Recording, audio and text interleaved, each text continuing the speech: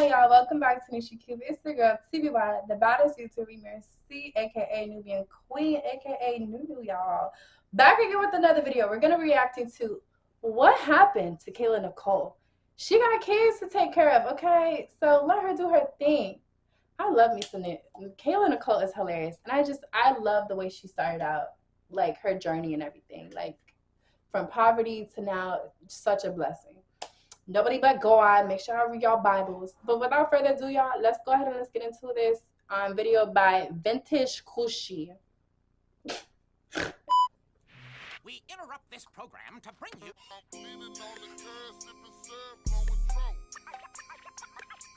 This is a really cute setup. I love it. Who is that? Looks like Sierra.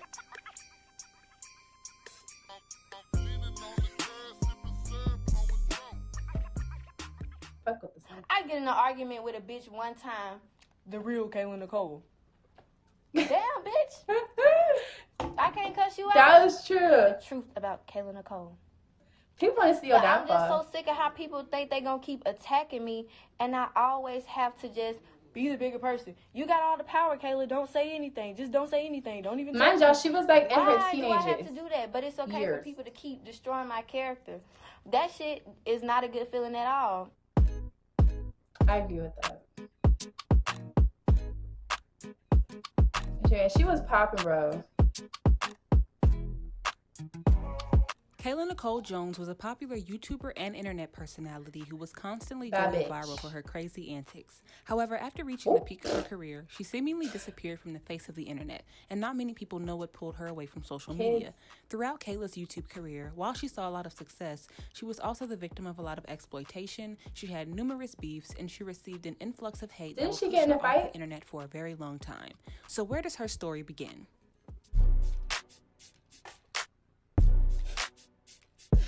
Kayla's story starts in 2015 when she first went viral for her infamous ponytail video. This video was shared everywhere and has become an internet classic. It's garnered over 28 million views, and it's her biggest video to this day. After releasing her ponytail video, Nicole would start to upload more skits and funny videos to her channel, and while they never reached the heights of her initial viral video, she was getting a decent amount of views and growing a fan base. She released her first song to YouTube titled Check in November of 2018, and it was clear that she wanted to pursue a career in music outside of just making funny YouTube skits. She'd see a little bit of virality towards the end of 2018, but in 2019, she took off. In March of 2019, Nicole started uploading clothing hauls and wig tutorials to her channel, and this is when she started to do big numbers. Her videos were going viral constantly because of how uncensored she was when doing reviews and how nonchalant she was with being herself. She'd do videos with her bonnet on, she let her wig fly off, revealing her wig cap, she remake her iconic ponytail constantly, and she often referred to herself as having crackhead energy. New clips of her were going viral on Twitter constantly, and people who remembered her as the ponytail girl were starting to tune back into her content. In June of 2019, she hit 700,000 subscribers, and she also had her first public feud with another YouTuber named Hezo. Hezo was a YouTube reactor with around 500,000 subscribers who was known for reacting to dance routines, Instagram challenges, and clothing hauls. As Nicole was gaining popularity, his fans wanted him to react to her videos, and while the reaction started off pretty harmless, he got comfortable making jokes about Nicole that just felt like pure insults. That motherfucker small as shit. It ain't no. That's weird. No fucking booty. Hands go right the fuck up. I didn't see a bitch rip out her pants trying to put them on. You get what I'm saying? Boy, shut the fuck up. You will never. A pussy ass nigga could never get with me. Every time you react to me, 80,000. The last one was about 80,000. Now you might get the little extra 100. I wasn't even gonna say nothing, but now you bullying. Cyberbullying is not okay. Now you just picking with me for no reason. And I'm not gonna reach out to you. You have so much to say about me. I don't know you, dude. So why are you having so much animosity towards me? You do not know me. Damn, nigga. I'm arguing with a bitch with less hair than me. How the fuck that look like? Oh, why would I finally say, oh, you boy? So that's all they can say. And she not bald-headed, bitch. I don't mean no harm. You feel me? I'm just trying to get my people. She only said one thing. Now you're coming out with a whole bunch of videos. It's so uncalled for coming here every day watching me. They deserve a show. I'm gonna give it to them. Despite this miniature feud, Hezo still uploaded reactions to Nicole's videos here and there. This nigga's weird. So I guess the views were worth it. And while this was a bump in the road for Nicole, it was nothing major. In August of 2019, she hit Nicole's really subscribers and started collaborating with other YouTubers like the Taylor Girls, who did a public prank with her and gave her a makeover. She also collabed with Deshae Frost, who did multiple videos with her that consisted of him ripping off her wig in public and doing her makeup really badly. They also did an Instagram skit together called Social Media versus Reality, highlighting the differences of how Nicole looked on camera versus in real life. Although it was clear that these jokes weren't bothering Nicole at the time, making her the butt of the joke quickly became a running gag. It's also important to note that none of these collabs were ever uploaded to her channel. She even played an I Like You prank on Deshae, and when she asked if she could upload it on her channel, he insisted that he had to post it. I'm finna post this on my channel. Okay, can I post it on my channel? I need content. You can't even post this on your channel because you don't even have a thing. You just got a phone. Oh yeah. In September of 2019, she met up with producer Polo Dodon and signed to his record label Zone 4. There were a lot of shady dealings behind this contract, but we'll get to that later. She was still regularly posting content and things were looking pretty good for Nicole until her first big fallout. In October 2019, Kayla Nicole and Ty Taylor fell out in a very messy public feud. To sum it up, Ty started dating Kayla's manager at the time named Zay. While Kayla was initially the one who implied that they'd look cute together as a couple, she quickly started to feel left out and like she couldn't have access to one without the other. So one day after contacting Zay and feeling like he was putting her on hold to be with Ty, she started to feel like she was being isolated on purpose. Needless to say, she was a little jealous and maybe even slightly insecure. Her and Ty apparently got into a physical altercation where they yanked each other's hair out and Kayla kicked out Ty's car window. Days later, social media lit up with text messages and messy details. I remember that. Why do she care about who her manager date? Ding, ding, ding! Didn't they get in a fight? To me, it sounds like Kayla was jealous. Ding, ding, ding! What the hell? After her fallout with Ty, Kayla was still good friends with Deshae Frost, but their dynamic was progressively getting weirder and weirder. Deshae would make a lot of jokes about Kayla's appearances and finances, and it was clear that they were starting to hurt her feelings. That's what I like. I like the jokes. Go show me. You trying to treat me like a fucking slave, like pouring drinks on me? You really be exploiting me. She really joking with that. You be trying to make me a fool of myself. You spent all your money. You only got 2 couches and them lights. You think that was gonna do something? You can't even see a chandelier. Just say, shut the fuck up. Why you always fucking do that? Because you trying to make me feel bad. Yeah, this ain't no joke. I wouldn't think those are jokes. It was clear that their relationship was hanging on by a thread. And in November of 2019, I hate when people do that. Try to be funny for other people. Try to be funny. Didn't they really get in a fight? She was fighting him, bro. Ask somebody else. Move, Deshae. Ask somebody else on live. The fuck? Ask somebody else on live. Stop now. Do your ass like. Clear. You better stop fucking. While it started off as horseplay, it quickly escalated into a real altercation. Yeah. I can't show the full fight here, that. but I'll leave a link to it in the description below. Now, the fight wasn't super graphic, but it was enough to put an end to their friendship. He was doing the most. Shortly after this, she did a collab with DDG, and it went pretty smoothly, but she made a comment that pretty much solidified that her and Deshae weren't on the best of terms. I know I'm not Deshae. No, fuck Deshae. They don't give a fuck about Deshae. Despite her recent controversies, she was still pursuing a career in music, and she dropped her song titled Edible. It resonated pretty well with her fans. So while she'd been in some drama, things still weren't looking too bad. That is until November 24th, when a video was shared of Kayla getting into a fist fight with her close friend Lyric, making this her 4th public friend was in wrong. less than a year. Kayla and Lyric had been friends for a while. Lyric did not even do all that. Kayla after her fallout with Ty, but it got to a point where Lyric was constantly asking Kayla for money to pay her bills, debt, and overdraft. Like, she not your daddy. She felt like because Kayla was her friend and was making good money on YouTube, that she was somewhat obligated to put her on. Yeah, After that Kayla a trash friend for the her audacity. constant requests, the two mutually blocked each other, but then eventually made up down the line. Although Lyric didn't ask Kayla for money anymore, she was constantly asking to do videos and make content. For money. This girl just not gonna keep And I mean, you got your clout now. I done tried to support you so much. Like, Kayla, take the first sign. Now this is how you get Don't ever invite them back in your life again. Like how you wanted to. I learned my Needless to say, this made Kayla very annoyed. And one night after the two had gotten into an argument over the phone, the Lyric pulled up to where Kayla was and the two got into a fight. And Kayla beat your ass.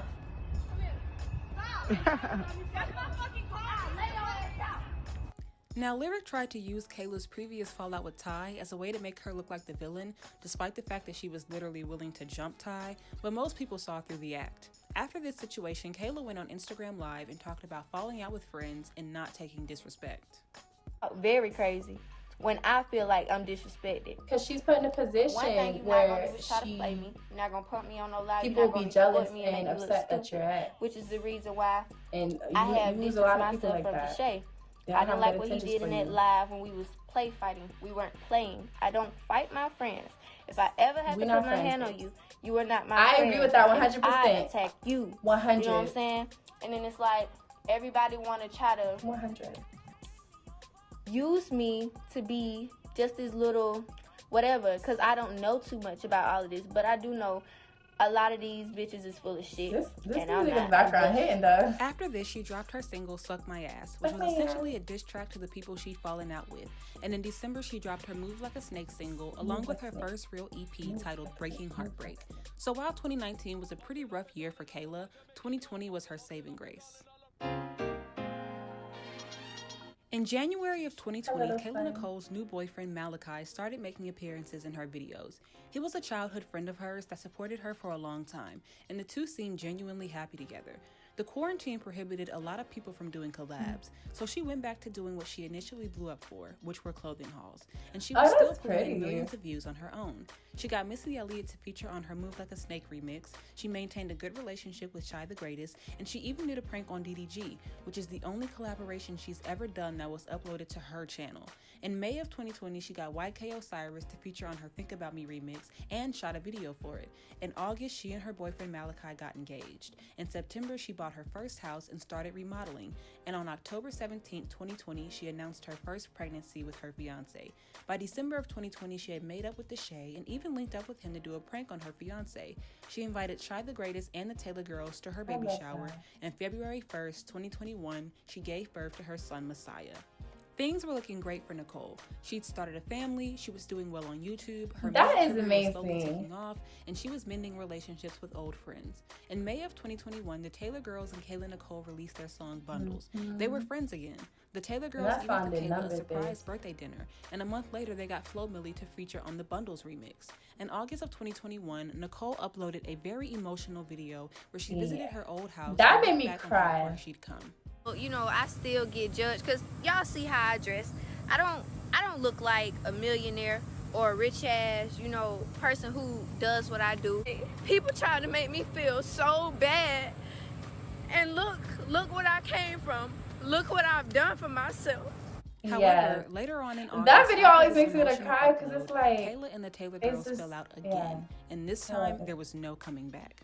Bitch, I went so hard. I hate it when Ty did that. I did not like this video. Because I see Kayla honestly looks like a magical person. Everybody else does too, but I feel like they're just using her too.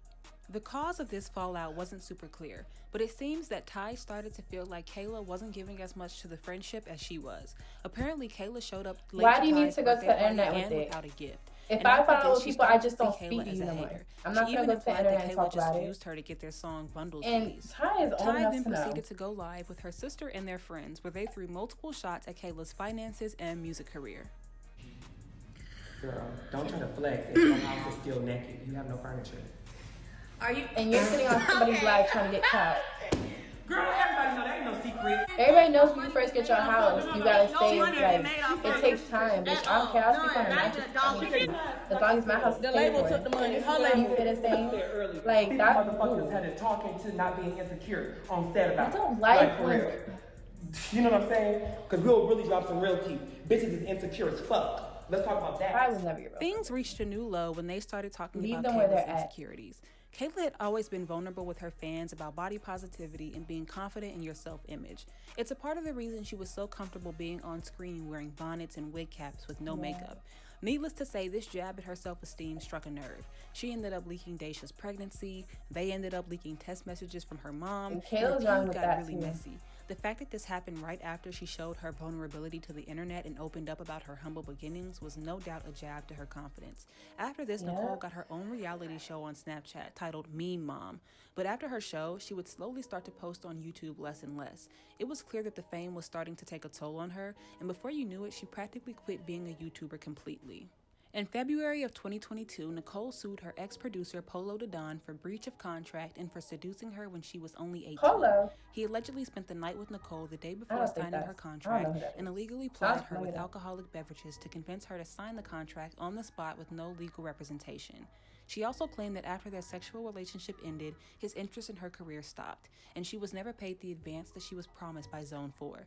This could have been what the Taylor girls were referring to when they said no money was being made from bundles. She was also apparently giving him 15% of her YouTube ad revenue at the time. What? All Kayla wanted was relief from the court by releasing her from her contract and her attorney fees paid for. Unfortunately, I haven't been able to find any updates on this case. In April of 2022, Kayla was accused of cheating on her husband with a YouTuber named Bandman Kevo. Kevo claimed that Kayla agreed to shoot the new with his titties wife Dime in return for sex and money.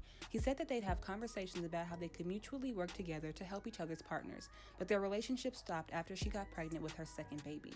Kevo released a few text messages showing Kayla supporting Dime and basically telling her to do her own thing, but he never released any messages or real proof confirming their affair or the alleged money he sent her. I feel like Nicole never responded to these allegations directly, but she did take it as an opportunity to promote her husband's clothing brand. Meanwhile, Kevo and his wife Dime did endless interviews with Say Cheese TV, and people began to speculate that either him and Kayla planned this ordeal to gain clout or that Kevo fabricated this story out of thin air for views.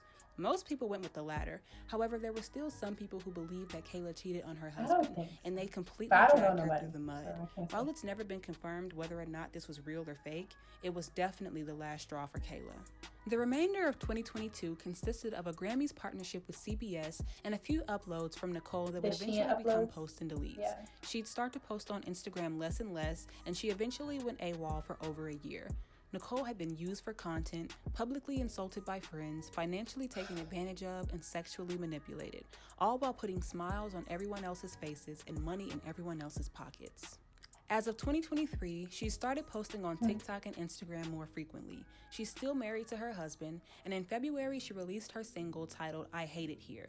It's a very vulnerable R&B track, and I personally really like it. It's currently streaming on Spotify, Apple Music, and I'm listening to it after this. And if you all have the time, I'd really suggest listening to it. I am. Kayla Nicole could be preparing for a comeback, or maybe she'll be strictly focusing on her music career. But regardless of the path she chooses, it's good to see her posting again. Nicole's journey has been far from perfect, but it's clear that she's not giving up. Hopefully this video is giving you some insight on her legacy. And that's the end of the video. Personally, I really feel like it has to do with, I'm gonna put race, color, okay? I feel like since she is a darker skinned woman, black woman, I feel like a lot of people definitely took advantage of her. Somebody who has done like clothing hauls and stuff and Shein and all that, honestly, I get where she's coming with the body positivity, everything, because I have a nice body. Kayla has a great body too. And if you ever scroll down the comments, you see, and mind you, these reviews are just for, you know, pure whatever. Just, you know, you're actually showing clothes out to see if what other women will want to wear. And I can definitely understand how, like, the negative comments can take a toll, for sure.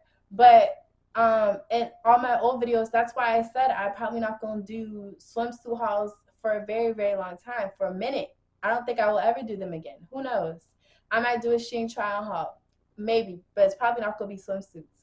Because it's like when you scroll down, all you see is just these negative comments or these little weird people commenting stuff, you know what I'm saying? Like, you know, it's just, it's a little weird. So I definitely do understand, and I hope she gains confidence and stuff like that. But baby, she shouldn't have those people around her at all. She needs to have real people in her corner. She should never let them come back in. If she does make a comeback or whatever, then I don't think she should speak on anything. I think she should just keep on putting out her content and then engage with her audience more, you know? But I'm really great. If she does decide to come back, that's amazing. But yeah, I'm pretty sure a lot of people miss her shit. I miss hearing her stuff. She made me laugh.